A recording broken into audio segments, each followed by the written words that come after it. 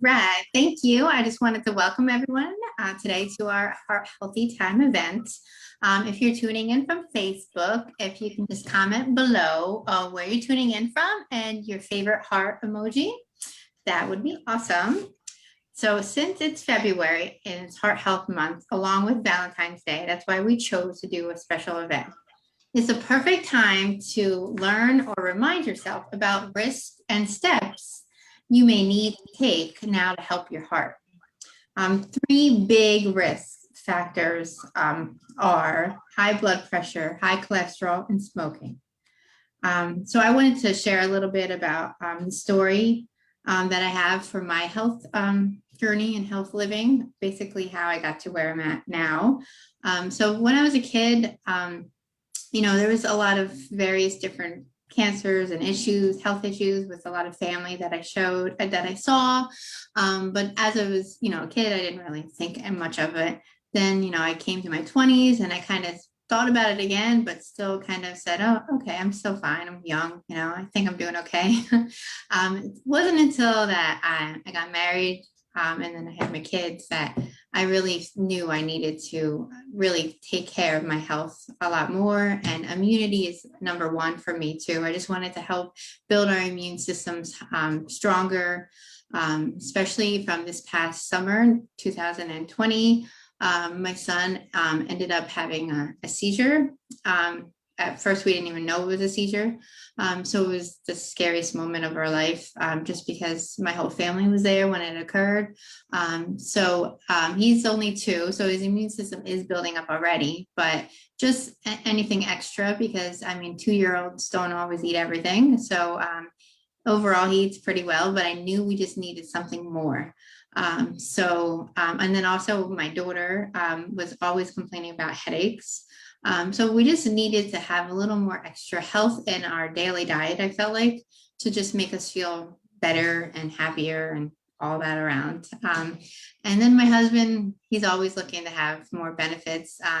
He has high cholesterol. He is on medication. So this is a big thing that's upon me, that could be upon me. So I want to make sure I'm educated enough to help him, continue and be there for us, because we need him and he needs us. So that's how I finally came and I found out about these whole food fruit and veggie capsules, and I added them to our life, and we've been so happy. We've been taking them for the last 4 months now, almost 5 months. We even do the shakes and my kids love them. So the whole product line we are very happy with, and we see our benefits. We see that we're having a little more energy, and my kids are even craving more fruits and vegetables today. My kids always love carrots, but today my son was even snacking on carrots. So it just, I could see that eventually they're going to want more of the good stuff, because we're giving it to them in their gummies. So that was happy for me and a mom win. So now I'm going to share a short video with you all. And then after the video, I'm going to hand it over to my dear friend Cassie, and she's going to share some information with you as well. So 1 second.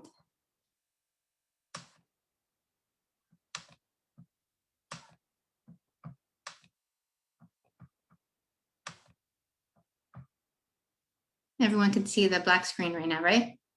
Okay.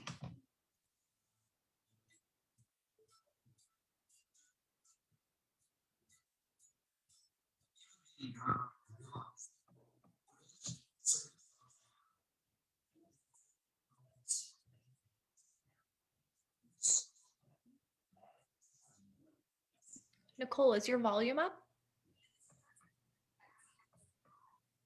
Yeah. Just, oops, sorry, I'm pausing and then I'll just confirm, make sure it's all the way up.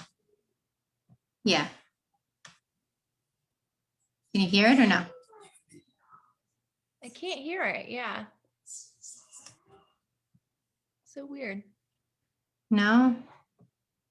But you can hear me, so that's weird. Shared, pause. Yeah, it's all the way up. This. Did you send me the link? Let me see if I can. You want me to see if I can play it? Yes, please. I sent it on Voxer, so I don't know if that's an easy way for you to bring it up. Here, let me just give me 1 second here. Okay, no problem. Cassie to share, and then we can play the video after Cassie. Okay, sounds good. Okay. Cassie, do you mind? Sorry. Yeah, that's fine. Hey, everyone. For those of you that don't know me, my name's Cassie. I'm a health coach, a runner, and mom of 3. And after I had my second child, I started having some health issues that, made life kind of difficult. And that's when the doctor actually diagnosed me with an autoimmune disease that there's no cure for.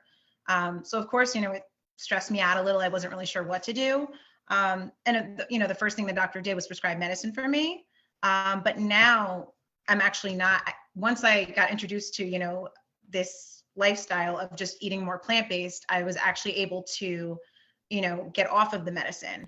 So I'm just very thankful for this. And I just wanted to also share with you, I'm going to kind of keep my story short. I wanted to share with you, since we're talking about heart health, a little bit more about heart disease and things like that. So I don't know if you're aware, but the truth is that heart disease, it can actually happen at any age. And, it doesn't happen to just older adults. It's actually happening to younger adults more and more often. And this is partly because the conditions that lead to heart disease are happening at younger ages. So you might be wondering, what can you do, to have a healthy heart? Well, there are a few things. One is, if you're a smoker, stop smoking, because quitting is actually the best thing that can be done for your heart and overall health. And, even though quitting is never easy, there's a lot of helpful resources for those that are looking to start. Number 2 would be know your numbers. So maintaining a healthy weight, blood pressure, and total cholesterol really plays a significant role in maintaining that healthy heart. And, there might be standard guidelines for blood pressure and cholesterol, but ideal weight goals are really individual to each person.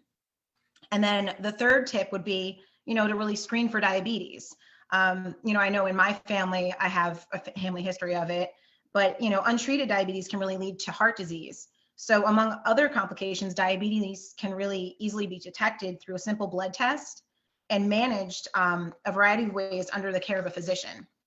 Another great thing that you can do is get active. Your heart pumping, physical activity really helps prevent cardiovascular disease. And it also improves your overall mental and physical health. The American Heart Association, I can't even talk today. I think I'm talking too fast. The American Heart Association actually recommends 5 30-minute moderate exercise sessions each week. It may seem, they say, daunting, but really, sometimes if you can't fit in a full 30-minute workout, then maybe break it up, do 10 minutes or 15 minutes. It's still, if you're, get your body moving, doing something is better than you doing nothing. There's many different things you can do. Another tip to have a healthy heart would be, to build some muscle. So how can you do that? By strength training, just by lifting weights, doing different things like that, because that's actually going to help with your bone health.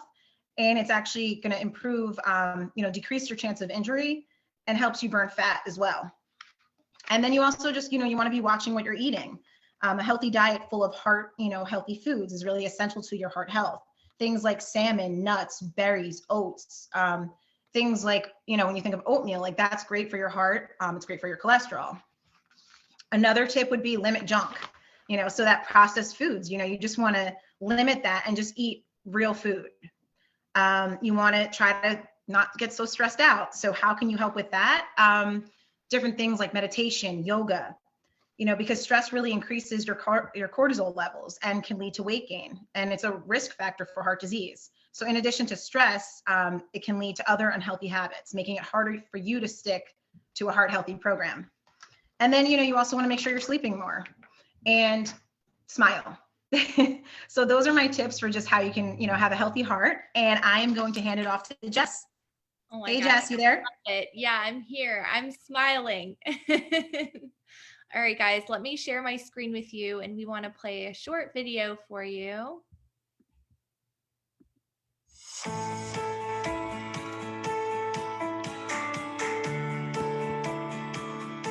Even being young, you realize that prevention certainly starts now. My dad's dad died when he was 43 of a heart attack, and I think so much of that can be prevented with good nutrition, and people underestimate the power of good nutrition. In the stresses and the fast pace of life, it's very easy to go for the convenient fast food. Well, there's nothing more convenient than fruits and vegetables. When you take Juice Plus, you just desire more fruits and vegetables. And because of my age, I knew I needed to make some changes in my body, in my arteries, that type of thing. My favorite product, I'd have to say, is the Vineyard Blend. Because I have a long family history of heart disease, I understood the research behind it. And that's the one study, actually, the Journal of American College of Cardiology, that I share a lot with people. Anybody who's under stress, I just think it's a great product, and I'm glad that I started it. I thought I was pretty healthy. When I had that heart attack, I didn't have any health problems that I knew of, but obviously I had one. And ever since, I have been cognizant of eating better and have not missed a day taking my Juice Plus, and I know what it's done for my health. As a nurse, I've learned when people have illnesses or injuries, very often they are not given a second chance. And with Juice Plus, you have that second chance to be healthier. It just made sense. 20 to 30 fruits and vegetables, solid nutrition, densely packed nutrition into my diet on a daily basis. So for me, making that one simple change, putting my health first and choosing Juice Plus has made all the difference in the world. Oh, I love that video so much. Okay, so I am going to share just a little bit about myself, you guys. My name's Jessie. I am an OCR athlete, and oh, it's playing. Oh, I don't want that. No, thank you. Okay, sorry about that. So I'm an OCR athlete. I'm a nutrition coach. But yes, it wasn't always like that for me in my 20s. I had no energy. I had severe painful acne and just had no energy. And I was diagnosed with PCOS. You know, I couldn't believe that this was going to be my life because I was 22 years old. And, you know, long story short, you know, I was introduced to a plant-based diet. You know, this is my story. You know, I saw a lot of really amazing health benefits from it. I was able to reverse my PCOS. And to make a long story short, that is kind of how I came to find this community as well, because I knew, you know, just being able to flood our bodies with the variety of fruits and vegetables on a regular basis was super important. So I knew that, you know, fueling our bodies with this nutrition was really important. And I actually am going to share with you guys today a little bit more from one of my favorite books. It's called Fiber Fueled. If you haven't heard of it, oh my God, everybody needs to read this book. I love this book because it's a New York Times bestseller. It's by Dr. Will Bulsiewicz. It's about, you know, gut health and how we really have to be getting variety in our gut. So I'm just going to read a couple of paragraphs out of this book because it really does, you know, it makes sense, you guys, the correlation between nutrition and disease and how we have the power in our hands with what we put in our mouth every single day to fight disease. So, you know, as we always say, you know, we are unhealthy as a nation. You know, more than 72% of Americans are overweight. That's essentially 3 in 4 people, you guys, and 40% of us are carrying, you know, 30 or more pounds of extra baggage around our waist or hips. So for the first time ever in history, in hundreds of years of US history, our life expectancy has dropped for the 3rd year in a row. Despite advances in medicine and our, you know, spending more money in healthcare and, you know, our life expectancy actually is contracting. And now 60% of Americans aged 20 and older are using prescription drugs. In fact, the percentage of us using 5 or more medications has actually doubled in the last 12 years. So, you know, did you know that, you know, the at least 7 of the top 10 cases of death, the things that are lowering our life expectancies, are actually caused by lifestyle? Dr. Bulsiewicz, I call him Dr. B because I can't say his last name, but Dr. B says, you know, in order, you know, they are heart disease, cancer, COPD, stroke, Alzheimer's, diabetes, kidney disease. And the problem is caused by lifestyle. And yet we completely and explicitly ignore lifestyle as a therapeutic option, choosing medications as our primary treatment option. By ignoring these, you know, by ignoring the cause, we will never get to the root of the problem.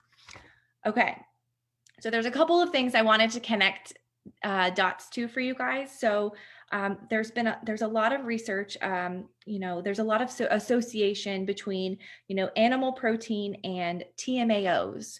So I'm going to explain what TMAOs are, which, is a redefined, as our understanding as Americans' #1 killer is cardiovascular disease. As we know, when people ingest L-carnitine, which is it's abundantly in red meat, some energy drinks and supplements, or certain choline, which is in also red meat, liver, egg yolk, and dairy products, the gut bacteria produces an enzyme called, or actually a chemical called trimethylene and N-oxide, which is TMAO. An increase in TMAO increases your risk for heart disease, you guys, stroke, Alzheimer's, type 2 diabetes, chronic kidney disease, congestive heart failure, just to name a few. Unhealthy food feeds unhealthy microbes that produce unhealthy compounds in our body. It's a vicious cycle that's only broken by replacing unhealthy food with healthy food, right? So the good news is that a plant-based diet promotes a healthy gut microbiota, and that microbiota doesn't know how to produce TMAO, you guys. Studies have shown about 4 weeks after giving up red meat, TMAO levels drop dramatically. This explains why the Lifestyle Heart Trial with Dr. Dean Orshna showed that through a low-fat vegetarian smoking cessation, stress management, and moderate exercise, patients actually reversed coronary artery disease. Meanwhile, the control group got worse and worse. So, okay, why does that matter? I'm going to tell you why. How we fight TMAOs. Okay, so the opposite of TMAOs is something called short chain fatty acids, SCFAs. Okay, so what's really cool about this, you guys, is each type of fiber, each kind of plant that we eat, each fiber we consume produces a different mix of SCFAs when processed by good bacteria, right? So the key here is to consume a diverse mix of fibers, meaning a diverse mix of plants to get the benefits from all of them, right? 1 second, here we go. Okay, so in the same meta-analysis on dietary fiber published in the Lancet by Dr. Reynolds and his science squad also found that dietary fiber consumption to be associated with lower body weight, reduced incidence of type 2 diabetes, lower total cholesterol, and lower blood pressure. And all of these things actually just so happen to be the risk factors for coronary artery disease and stroke. Okay, so really cool. Okay, so where you find SCFAs are in plants, in all kinds of fruits and vegetables. We actually have, this book it's incredible. It has recipes, it has lists of what specifically what phytochemical is in each plant, which is really cool to see. So yes, finally, patients, with coronary artery disease have been found to have depleted levels of butyrate producing gut bacteria, right? So in animal models, SCFAs have been shown to protect against congestive heart failure and high blood pressure. More recently, we've also been shown to prevent, I'm going to say this wrong, atherosclerosis, by maintaining gut barrier function and limiting bacterial endotoxin release, which leads to less vascular inflammation. And the recent study in humans with congestive heart failure found that the absence of those SCFAs, which is in plants, the absence of them producing microbes and actually increase TMAO producing microbes by not having those. So basically, in a sense, these patients had less butyrate, more TMAO coursing through their blood. And so now we understand, at least partly why, a plant-centered diet is good for the heart. SCFAs are the opposite of TMAO. So the more plants that we can get into our body, they actually fight the bad stuff that the animals give off, the TMAOs. So what I want to leave you guys with today is, eat the rainbow to find your pot of gold, right? Why diversity of plants should be on your plate and on your mind at every single meal, right? So the single greatest predictor of a healthy gut microbiome is the diversity of plants in one's diet. That's right, not Metamucil, not simply counting grams of fiber, but the diversity of plants in your diet, you guys. And more specifically, he found that the consumption of 30 different plants, 30 in a given week, was the greatest predictor of a gut microbiome that had diversity. And what I love, like I said, each of these plants, each of them, these phytochemicals have, unique healing properties. So specifically to heart disease, I highlighted these for you guys. So if you guys want this chart, reach out to us. We will totally send it to you. But okay, so heart disease, so yellow and orange plants. So oranges, lemons, peaches, they have a phytochemical called lemanoids and flavonoids, which protect against heart disease.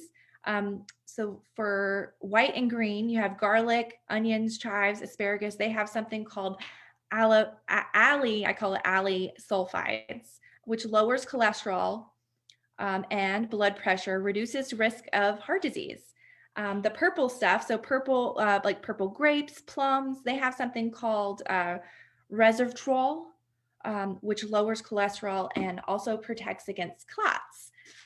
So really the biggest thing that, you guys can take away from today, or from what I'm giving you guys today, is, every time you go into the supermarket, think about the diversity of plants, right? Every time you're cooking a meal, diversity of plants. When you sit down at the dinner table and start loading up your plate, diversity of plants. So with that, I'm going to pass it back to Nicole. Awesome. Thank you, ladies, so much for sharing all the great information. I greatly appreciate it. Well, from all the information we just heard in the video, if we ensure a healthy heart is by eating lots of different vegetables and fruits. So now I was going to show a quick little snack that I thought was fun. It's kind of Valentine themed and heart themed. It's a fresh fruit pop. And okay, you want to help me? Mm-hmm. So we're going to use strawberries and bananas, and then also skewers and organic yogurt or non-dairy yogurt you can use, and organic granola. So once we add them to the skewers, we're going to add the fruit. Just different, yeah. And then after you pick a fruit, you dip it into the yogurt, organic yogurt, and then you dip it into the granola. The whole banana? No, just a little, whatever. Just so it's a stick. Too crunchy granola I have, I think, but that's okay. So just put it on there. It's fine. Just lay it down. Just do the strawberry now. So it's just a quick little fun thing that I found that I thought would be cute for a snack for the kids or even adults, anyone. It's fruit related. So berries are full of antioxidants and are also a good source of potassium, which is a mineral essential for heart health. It's easy to get swept up in the sugary fueled fun of Valentine's Day holiday, but if we do just a little bit of planning, you can ensure the whole family has fun while still being heart healthy. You can even just cut some fruits and vegetables in heart shapes as well for something that's fun as well. So thank you all again for joining us today. Please get back to the person who invited you to this event. I'm going to leave you all with a little joke because laughter is good for the heart and smiling, as Cassie said. So I used to get heartburn when I ate birthday cake until my doctor advised me to take the candles off first. So thank you again, ladies. Everyone for tuning in. We appreciate it. And you have a fabulous day. Bye, everybody. I'll take a picture.